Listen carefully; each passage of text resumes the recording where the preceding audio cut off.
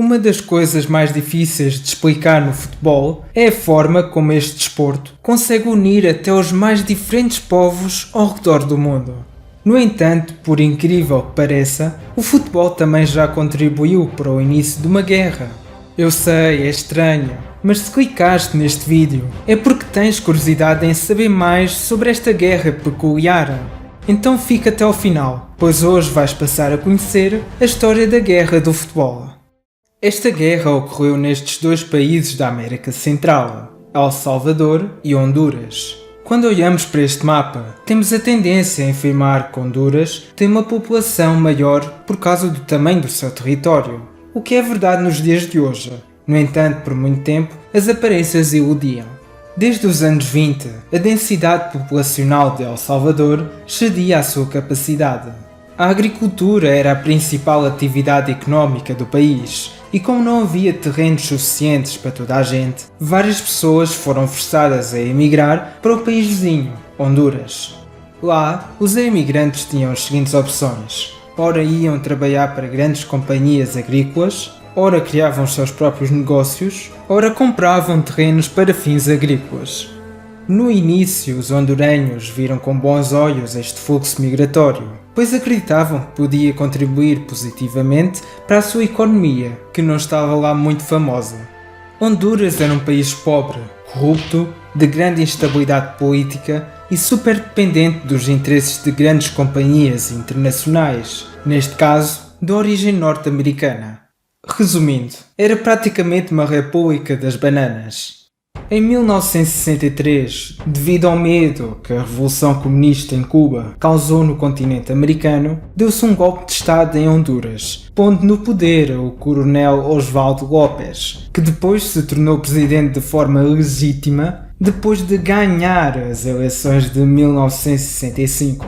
Nos anos seguintes, a situação do país estava num estado deplorável e a economia estava cada dia pior. A pressão estava a aumentar e já sem muitos trunfos na manga, Osvaldo López utilizou aquela velha tática que é sempre eficaz: responsabilizar alguém por todos os problemas. E quem é que o presidente de Honduras decidiu culpar? Os cerca de 300 mil imigrantes oriundos de El Salvador. Segundo Osvaldo López, foram eles que roubaram as terras, os empregos e arruinaram a economia do país. E ainda incentivou e apoiou a violência contra os salvadorianos. Além disso, em 1969, o governo de Honduras introduziu uma reforma agrária que obrigou grande parte dos imigrantes salvadorianos a abandonar as suas terras e a regressarem ao país de origem. No entanto, aqueles que ficaram aqui tiveram um destino complicado, pois a violência contra esses imigrantes aumentou. Perante isto, El Salvador reagiu muito mal e decidiu condenar a forma como Honduras estava a tratar os seus emigrantes. A tensão entre estes países estava a aumentar drasticamente e qualquer pequeno incidente podia até originar um conflito armado. E é neste ambiente perfeito que surgem umas partidas de futebol entre os dois países. Apesar das suas péssimas reputações, os salvadorianos e os hondurenhos são fanáticos por futebol. E como o futebol é um desporto que puxa muito para o nosso lado emocional, aqui não deixou de ser uma exceção, mas infelizmente para o lado negativo. Recordo, estamos em 1969. No ano seguinte ia ocorrer o Mundial que teve lugar no México.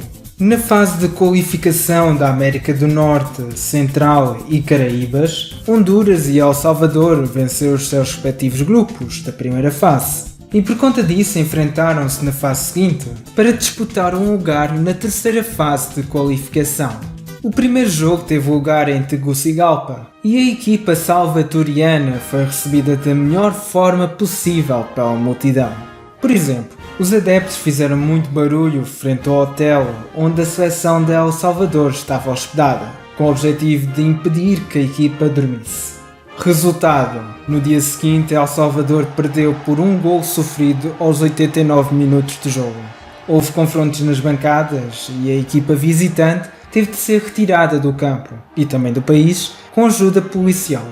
Além disso, uma jovem salvadoriana, Amélia Bolanhos, que estava a assistir o jogo pela televisão, cometeu suicídio depois da equipa de Honduras ter marcado o gol da vitória. Rapidamente, o governo de El Salvador aproveitou-se desta lamentável situação, idolatrando a jovem recém-falecida e a prometer vingança contra os hondurenhos. O segundo jogo foi em San Salvador e a recepção ainda foi mais calorosa do que em Tegucigalpa. Desta vez, os alvos foram os hondurenhos, que contaram com ameaças de morte, assobios e, claro, uma noite sem dormir. No dia do jogo, o hino de Honduras foi vaiado e a sua bandeira foi vandalizada. Resultado: El Salvador venceu por 3-0, forçando a ser realizado um terceiro jogo, mas desta vez em solo neutro. Além disso, depois do jogo, ocorreram episódios lamentáveis nas bancadas e a seleção de Honduras teve de ser retirada do país através de um autocarro blindado. Até o dia do terceiro jogo, a violência contra os salvadoreanos em Honduras aumentou drasticamente, o que forçou a várias famílias a regressarem ao seu país. No dia do jogo, El Salvador rompeu as suas relações diplomáticas com o país vizinho. Na altura do jogo, via-se a tensão entre os adeptos nas bancadas do estádio Azteca, no México. E num jogo bem disputado, El Salvador ganhou por 3-2 contra Honduras, no prolongamento, e garantiu um lugar na terceira fase de qualificação. E bem, nos dias seguintes a violência contra os salvadorianos aumentou ainda mais. El Salvador, não aguentando ver a forma como os seus imigrantes estavam a ser tratados no país vizinho, em 14 de julho de 1969 declarou guerra a Honduras, começando assim o conflito que ficou conhecido como a Guerra do Futebol, ou a Guerra das 100 Horas, pois, como o nome diz, durou apenas 100 horas.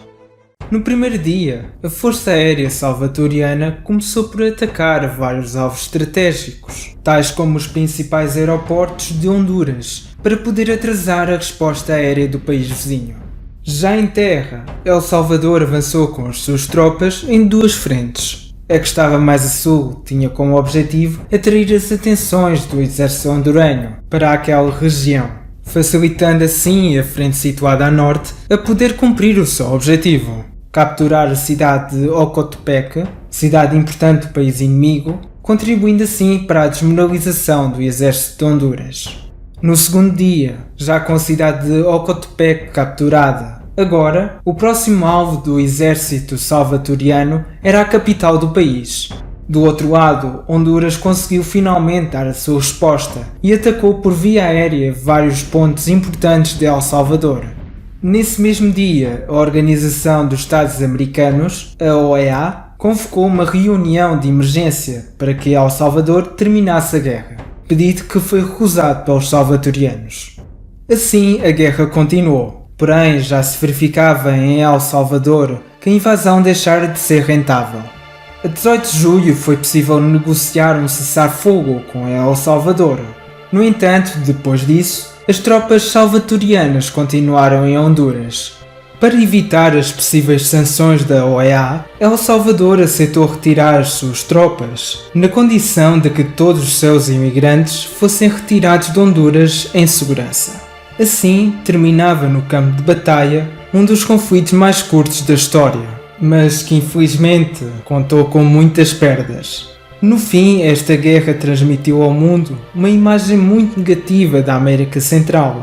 No caso destes dois países, os problemas que os dois governos tentaram ocultar antes e durante este conflito ficaram bastante evidentes após a guerra, sucedendo assim uma época de grande dificuldade e de pobreza em ambos os países. No caso de El Salvador, a situação foi pior, pois o país teve de encarar novamente com o problema da densidade populacional muito elevada, e isso contribuiu para a pobreza extrema no país, o que levou depois à origem de uma guerra civil. E o futebol? Bem, numa terceira fase disputada, El Salvador garantiu a sua vaga no Mundial após derrotar o Haiti. Porém, no México, os salvadorianos tiveram um triste fim, uma vez que foram praticamente o saco de pancada dos adversários do seu grupo. Enfim pessoal, espero que tenham gostado do vídeo, apesar deste ter sido um estilo de vídeo diferente do habitual. Se gostaste, clica no like. Caso não sejas inscrito, por favor clica no botão vermelho e também no sininho para saber sempre quando sai um novo vídeo aqui no canal. Além disso, quero agradecer aos membros do canal por permitirem que seja possível trazer vídeos com melhor qualidade. Segue-me também nas redes sociais e obrigado por teres assistido até aqui. Vemo-nos no Mundial.